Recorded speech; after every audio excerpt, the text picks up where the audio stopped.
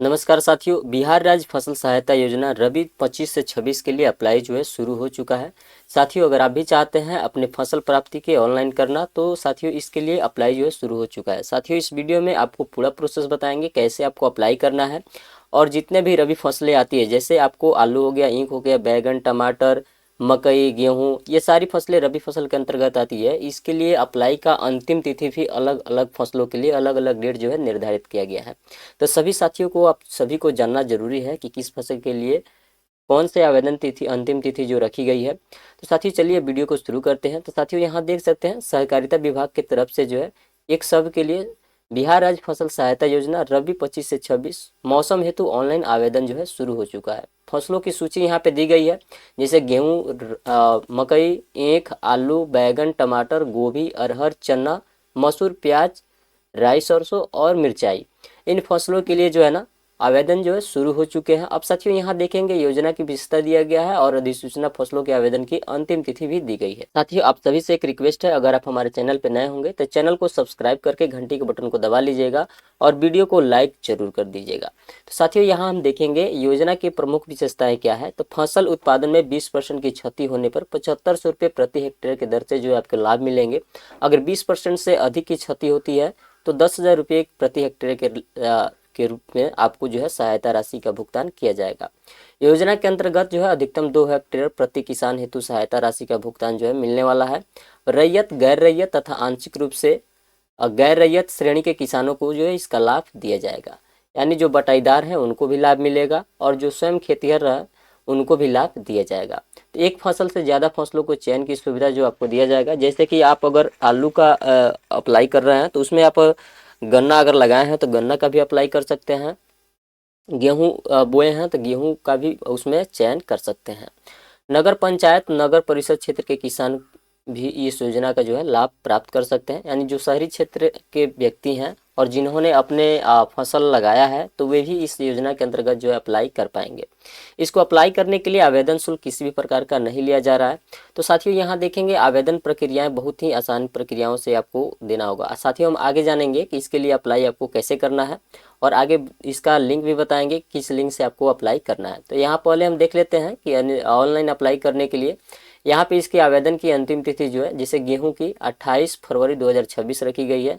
जैसे कि आपके फसल जो गेहूं बोया है इसके अप्लाई करना चाहते हैं तो 28 फरवरी से पहले आपको करना होगा। रबी मकई लगाए हैं तो 28 फरवरी तक इसका भी अंतिम तिथि रहे। चना बोए हैं तो 15 फरवरी तक इसके आवेदन की अंतिम तिथि है। मसूर 15 फरवरी तक है। रबी अरहर जो होता है 31 मार्च 2026 तक इसका अप्लाई कर सकते हैं। राई सरसों का 31 जनवरी 2026 तक कर सकते हैं। ईख आपकर अपने लगाया हुआ है तो 28 फरवरी 2026 तक इसका अप्लाई कर सकते हैं। रबी के लिए है 15 फरवरी रखा गया है। आलू के लिए 31 जनवरी 2026 तक आलू फसल के लिए रखा गया है। अब रबी टमाटर जो है इसका फसल के लिए 28 फरवरी 2026 रखा गया है। रबी बैगन के लिए 28 फरवरी 2026 है। रबी मिर्चाई के लिए 31 मार्च रखा गया है और रबी गोभी के लिए 31 मार्च 2026 इन फसलों के लिए आवेदन की अंतिम तिथि रखी गई है। अब साथियों इसके लिए कैसे आवेदन करना है तो विभाग का वेबसाइट का लिंक हम डिस्क्रिप्शन में डाल देंगे, जहां से डायरेक्ट जो है आप इसके ऑफिशियल वेबसाइट पे जाकर आवेदन कर सकते हैं। तो साथियों यहाँ पे देखेंगे आवेदन की प्रक्रियाओं किस प्रकार से होने वाला है। तो कृषि विभाग डीबीटी पोर्टल पर निबंधन किसान सीधे योजना का लाभ जो है ले सकते हैं। यानी जिन साथियों का किसान पंजीकरण है वे साथी बड़ी आसानी से जो है अपना अप्लाई कर पाएंगे। साथियों अगर आपने अभी तक किसान पंजीकरण नहीं किया है तो डिस्क्रिप्शन में उसका वीडियो का लिंक दिए हुए हैं, जिसको देखकर आप अपना किसान पंजीकरण बहुत ही आसान तरीके से आप अपने खुद मोबाइल से कर सकते हैं।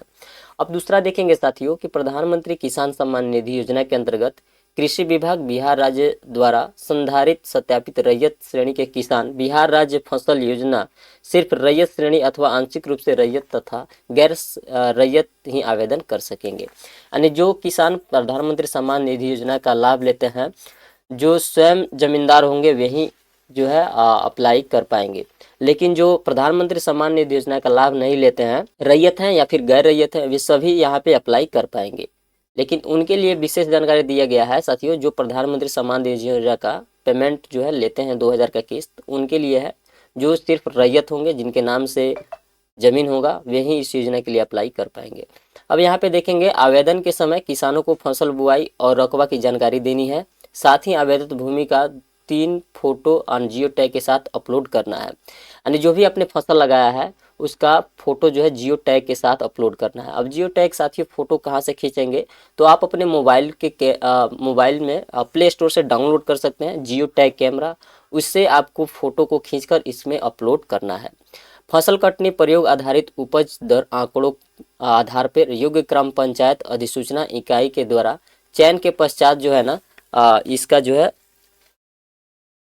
आवेदन किसानों को निम्न अनुसार अपलोड करने की आवश्यकता होगी। अब साथियों देखेंगे इसमें जो है रैयत रैयत और गैर रैयत दोनों किसानों के लिए कौन कौन से डॉक्यूमेंट्स आपको अपलोड करने हैं।